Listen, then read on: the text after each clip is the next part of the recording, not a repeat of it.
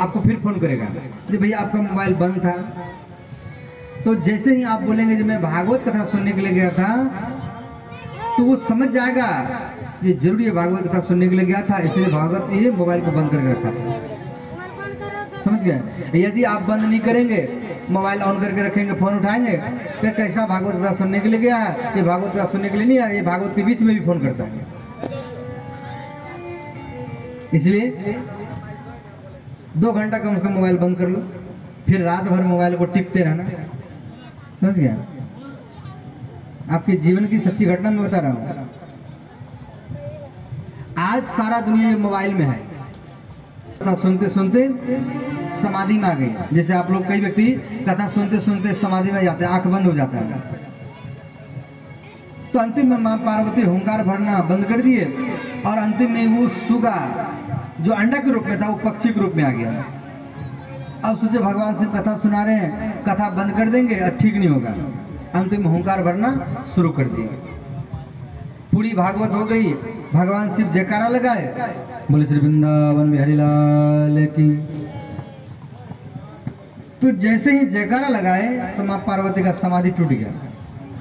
अब यहाँ कर रहे नाथ, अभी तो हम महाराष्ट्र की कथा श्रवण कर रहे थे, और आप इतना जल्दी कैसे कथा बंद कर दिए? तो भगवान शिव बोले मैं तो पूरा कथा सुनाया हूँ। अंतिम भगवान से मन में विचार किए, मैं तो पूरा कथा सुनाया हूँ, परंतु ये महाराष्ट्र की कथा श्रवण किया, इससे आगे कथा कौन श्रवण किया?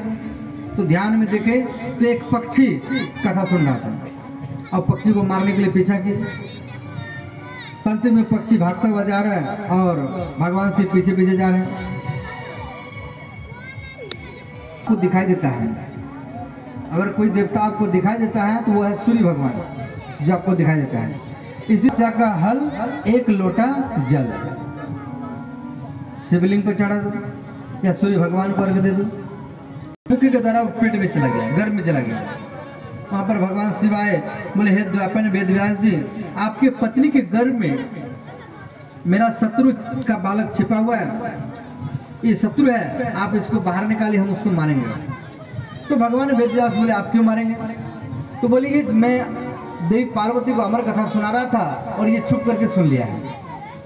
अब भगवान वेद व्यास कह रहे हैं हे भोलेनाथ, भले ये छुप करके अमर कथा सुना है, ये तो अमर हो गया, आप इसको कैसे मारेंगे? तो भगवान से बोले ठीक बात। अंतिम में ध्यान में देखे ये है कौन? तो ध्यान लगाए तो देखे गोलक धाम का राधा रानी का पालतू सुगा, ये पृथ्वी लोक पर भागवत धर्म का प्रचार करने के लाया हुआ। अंतिम भगवान से आशीर्वाद दे करके चले गए। अब इधर सुगा ब्यास जी के पत्नी के घर में 12 वर्ष तक रहा। कोई बच्चा माँ के घर में 9-10 महीना तक रहता है, परंतु के समान 10 दिन में बैर के समान और 20 दिन में अंडा के समान बच्चा माँ के घर में होता है। जब बच्चा माँ के घर में 1 महीना का होता है तो उसका मस्तक खोपड़ी बन जाता है। उसके बाद फिर उसका भाग्य लिखा जाता है, कब जन्म लेगा, कब तक जीवित रहेगा, कब मरेगा, ये भाग लिखा जाता है उसका। उसके बाद जब बच्चा माँ के घर में 2-2.5 महीना का होता है तो लड़का होगा या लड़की होगा ये पता चल जाता है। इसलिए जो किसी घर में कन्या ही कन्या है या लड़का ही लड़का है, लड़की के चक्कर में लड़का हो जाता है और लड़का के चक्कर में लड़की हो जाता है। तो ऐसे व्यक्तियों के लिए एक सरल नियम है, जब गर्भ 2-2.5 महीना का रहता है उस समय मयूर पंख जला करके और शहद के साथ खिलाने से उसका गर्भ धारण बदल जाता है। लड़का है घर में तो लड़की हो जाएगा, लड़की है घर में तो लड़का हो जाएगा। वैज्ञानिक पद्धति से सम और विषम, पहला दिन मिलने के लिए जाएगा तो लड़का, दूसरे दिन मिलने के लिए जाएगा तो लड़की, तीसरे दिन फिर लड़का, चौथा दिन फिर लड़की। परंतु हमको मालूम नहीं रहता है, लड़की के चक्कर में लड़का हो जाता है, लड़का के चक्कर में लड़की हो जाता है। ऐसा कई केसेस है। जब बच्चा माँ के घर में 3-4 महीना का होता है उसका मस्तक, खोपड़ी, बाल, केस, नख, चर्म सब कुछ बन जाता है। और 5वां महीना में बच्चा को माँ के घर में भूख लगता है तो बच्चा का नाभि नाड़ी माँ के नाभि नाड़ी से जुड़ जाता है। जो माँ खाएगी वो बच्चा को मिल जाएगा। इसलिए गर्भवती माताओं को ज़्यादा तीखा, खट्टा, मसालेदार खाना नहीं चाहिए। इससे क्या होता है, बच्चों में परेशानी होता है। जब बच्चा माँ के गर्भ में 6 महीना का होता है तो बच्चा कभी कभी माँ के गर्भ में लात मारता है, और ये गर्भवती माताओं को अनुभव होती है श्रोताओं। उसके बाद में जब बच्चा माँ के गर्भ में 7-8 महीना का होता है तो क्या है, माँ के गर्भ में मौत से, जीवन और मौत से लड़ता है। वो भगवान को फिर याद करते हैं, प्रभु आपने ऐसा कष्ट हमें क्यों दे रहे हैं, आप इस कष्टों से हमें मुक्त कीजिए। यदि आप इन कष्टों से हमें मुक्त कर देंगे तो आपको हम कभी नहीं भूलेंगे। अंत में भगवान गर्भ में दर्शन देते हैं, और उसके बाद भगवान कहते हैं मैं तो तुझे यहाँ से मुक्त कर रहा हूँ, और संसार में जाओ तो मुझे भूलना नहीं। यदि तू मुझे भूल जाएगा संसार में जाकर के, तो फिर मैं तुझे यही कष्ट दूंगा। यही कष्ट मैंने क्या, फिर 84 के चक्कर में आना ही पड़ेगा। कभी कुत्ता के घर में, कभी बिल्ली के घर में, कभी सिंह के घर में, कभी वृक्ष लता के घर में। 84 लाख प्रकार के योनि है, समझ गए। उसके बाद जब बच्चा माँ के घर में 9-10 महीना का होता है तो प्रसव कालीन के द्वारा बच्चा घूम जाता है। माँ के घर में बच्चा जो रहता है उल्टा लटका रहता है, और जब बच्चा माँ के घर में 9-10 महीना का होता है तो प्रसव कालीन के द्वारा बच्चा घूम जाता है और फिर जन्म लेता है। तो यहाँ पर कोई बच्चा माँ के घर में 9-10 महीना तक रहता है, वही पर यहाँ व्यास जी कह रहे हैं यम प्रभयंतो न पेत पेत कृतम देपान विरकात राजभाव पुत्रेति तरतनया तरणो अभिनेपम अस्तम सर्वभूत हृदय मुनिमानोति स्म। तो यहाँ पर सुखदेव जी जब जन्म लिए तो अपने हाथ में नाभि नारी को खींचे, क्यों 12 वर्ष के हैं, अपने हाथ में नाभि नारी को खींचे और भागता हुआ जा रहे हैं, अपने माँ को मुख नहीं दिखा रहे हैं। तो उनके पिताजी कह रहे हैं अरे बेटा आप हमें मुख नहीं दिखा रहे हैं तो मत दिखाओ। कोई भी स्त्री माँ के घर में बच्चा को जो रखता है 9-10 महीने तक रखता है, परंतु आपकी माँ ने आपको 12 वर्ष तक घर में रखा है, कम से कम एक बार अपनी माँ को तो मुख दिखा करके जाओ।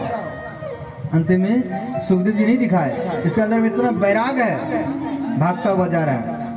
इनका सोच है यदि मैं वापस लौट करके माता पिता का दर्शन करूंगा तो ये संसार में फंस जाऊंगा, ये हमें अपना बेटा मान लेंगे और हमें इस संसार में नहीं फंसना है। 12 वर्ष तक क्यों नहीं।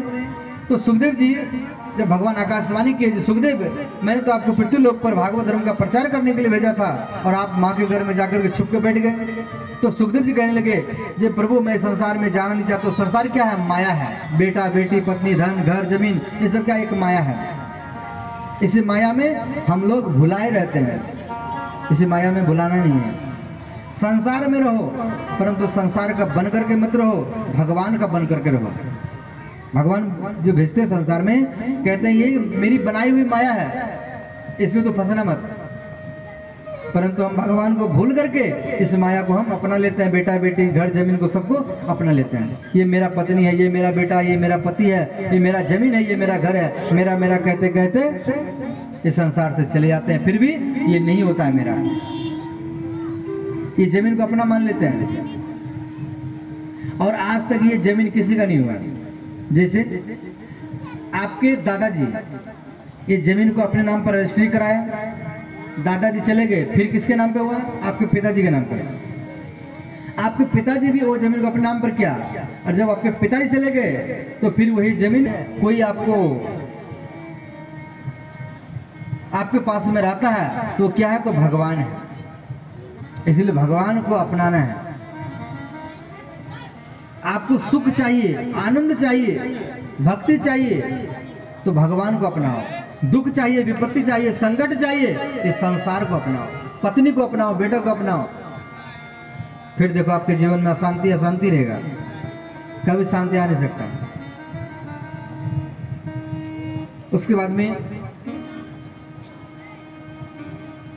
तो श्री व्यास जी अपने पुत्र के पीछे पीछे जा रहे हैं, बेटा एक बार दर्शन करा दो, बेटा एक बार दर्शन करा दो। अंतिम में लौट करके वापस नहीं आए तो एक नदी में कुछ स्त्रियां जल में स्नान कर रही थी, वस्त्री न होकर के। तो वहां पर जब सुखदेव जी गए तो सब स्त्रियां बाहर आकर के सुखदेव जी का दर्शन करने के 6 वर्ष के